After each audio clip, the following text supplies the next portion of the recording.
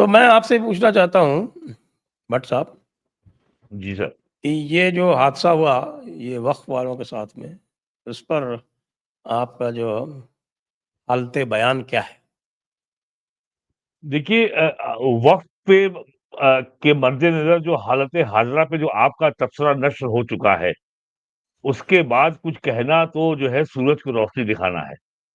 लेकिन एक अच्छी बात ये है कि जिस तरीके से नेपाल में कम्युनिस्ट पीटे गए हैं और यहाँ कम्युनिस्ट जो है भांगड़ा करने में थोड़ा झिझक रहे हैं, उसी तरीके से मैंने यहाँ के उलेमाओं से बात की, तो वो उसको अपनी जीत बता रहे हैं।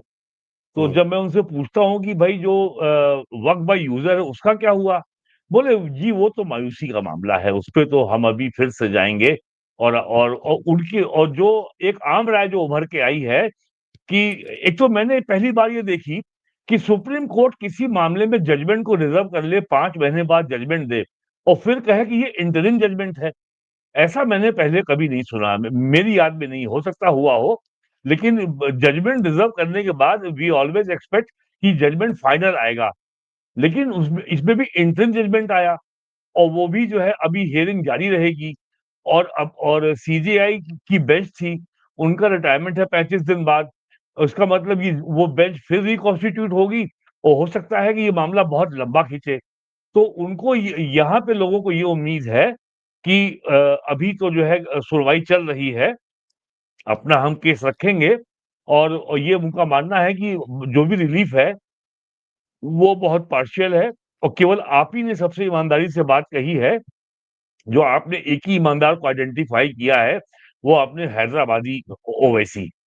वो एकदम भंडाया हुआ है, एकदम जो है एकदम बौखलाया हुआ है और उसने कई टीवी 2-3 चैनल में इंटरव्यूज़ दिए हैं और उसने विस्तार से बोला है।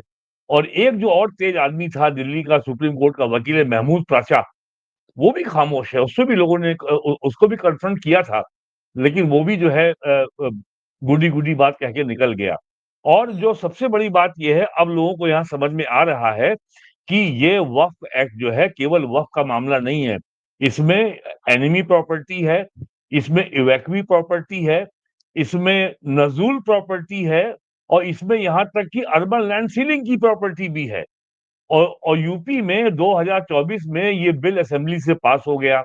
तो बीजेपी के लोगों ने अपनी मूर्खता के चलते उसका विरोध किया कि साहब हमारे यहाँ बहुत लोग हैं वक्फ प्रॉपर्टी। तो वो मामला गया विधान परिषद में तो सरकार ने उसको डेफर कर दिया और असेंबली कमेटी को भेज दिया। तो अब ये जो है स्थिति बहुत साफ हो गई है और अब अच्छा यूपी में योगी जी नवंबर 2024 में ही सारे रूल्स जो है कैबिनेट से पास करवा चुके हैं वक्फ प्रॉपर्टी वाले ये से संबंधित जो भी मामले हैं। तो ये इतना कॉम्प्रिहेंसिव मामला बन गया है कि और चूंकि इस वक्फ एक्ट ने सारे भ्रम दूर कर दिए हैं, सारी जो जो वेग बातें थी, जो एम्बिग्यूटी थी, वो सब खत्म कर दी हैं। केवल एक बात से मुझे लगता है कि जो है मामला लंबा चल सकता है। जो कलेक्टर को जो कि हर जिले में रेवेन्यू की अथॉरिटी होता है, कलेक्टर के बारे में सुप्रीम कोर्ट को इतनी आपत्ति क्यों होगी मुझे समझ में नहीं आता है। यूपी ZALR एक्ट है, उसमें कमिश्नर उसमें जो है डिस्ट्रिक्ट अथॉरिटी है। तो रेवेन्यू के मामले में, जमीन के मामलों में तो कलेक्टर अथॉरिटी आज से नहीं आजादी के पहले से है। तो सुप्रीम कोर्ट को ये आपत्ति क्यों हो गई? आज से नहीं पिछले 800 साल से 800 साल से है।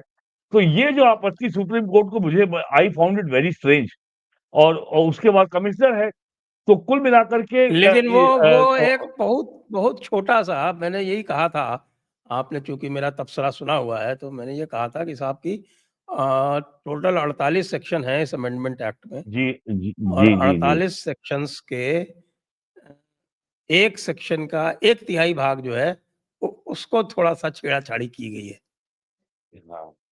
तो इनको जो है वो 1/144 हुँ। रिलीफ मिली है। लेकिन आपने इस पे रोशनी नहीं डाली कि ये जो है ये जजमेंट इंटरिम क्यों आया और ये कितना लंबा जा सकता है? नहीं इंटरिम तो इसलिए क्योंकि इंटरिम की एप्लीकेशन थी। और कई जगह होता है ना कि साहब कि आप जानते हैं कि अच्छा। एक वो टीआई की एप्लीकेशन लगती है सिविल सूट में, और टीआई करने के बाद फिर सब सो जाते हैं, क्योंकि टीआई में ही सारे जो मैटर होते हैं वो डिसाइड हो जाते हैं। तो इसमें भी टीआई में व्हाट ही इज़ सारे टीआई? टेम्परेरी इंजंक्शन अच्छा, इंजेक्शन ये था, अच्छा। टेम्परेरी इंजंक्शन नहीं जो तो होता यहाँ पे है यूपी जो है सबसे ज्यादा अफेक्टेड होगा वक्फ एक्ट से। और यूपी में अभी इस साल जनवरी में पार्लियामेंट्री कमेटी आई थी, उसके पहले ओवैसी आए थे, उन्होंने कहा था कि यूपी में लगभग 1.25 लाख वक्फ प्रॉपर्टी ऐसी हैं जो वक्फ बाय यूजर हैं और इनका अस्तित्व खतरे में पड़ जाएगा। और यूपी गवर्नमेंट ने लगभग हर जिले में वक्फ प्रॉपर्टी का सर्वे करा लिया है और उसमें ये रिपोर्ट आ चुकी है, ज्वाइंट पार्लियामेंट्री कमेटी को सबमिट हो चुकी है कि 70% से ज्यादा वक्फ बाय यूजर हैं जिसका उनके पास कोई कोई कागज, कोई डॉक्यूमेंट कुछ नहीं है। और उस हाँ, पे बकायदा मस्जिदें बनी हुई हैं, मदरसे बने हुए हैं और तो और कमर्शियल बिल्डिंग्स बनी हुई हैं, व्यापार हो रहा है। और ऐसी प्रॉपर्टी सबसे ज्यादा लखनऊ में है, कानपुर में है, आगरा में है, रामपुर में है, बाराबंकी में है, जहां जहां से मुस्लिम माइग्रेशन हुआ था। और एक तो आप जानते हैं हजरतगंज में जो हबीबुल्लाह स्टेट है, जो जो जो कि आईएएस अफसर थे वजाहत हबीबुल्लाह, और ये फैमिली बाराबंकी की है। और वो सारी की सारी जो है पहले वो आपकी वो एवैक्वी प्रॉपर्टी थी, तो कहा साहब नहीं, वो हम लोग 5 भाई हैं, केवल एक भाई पाकिस्तान गया है, तो how can the entire property be evacuee property. फिर वो अर्बन लैंड सीलिंग में आ गई, खैर उसको बचा बचू के उन्होंने वहां पे कमर्शियल बिल्डिंग्स बना दी, प्लॉट्स बेच दिए, वो भी इसमें आएगी। तो कुल मिलाकर के ये बहुत बड़ा मामला है। और यूपी में वक्फ एक्ट के तहत ही केवल मामले सेटल नहीं हो सकते। They they have to be seen in the context of enemy property, evacuee property and the नजूल प्रॉपर्टी एक्ट। तो इन जब इन चारों कानूनों की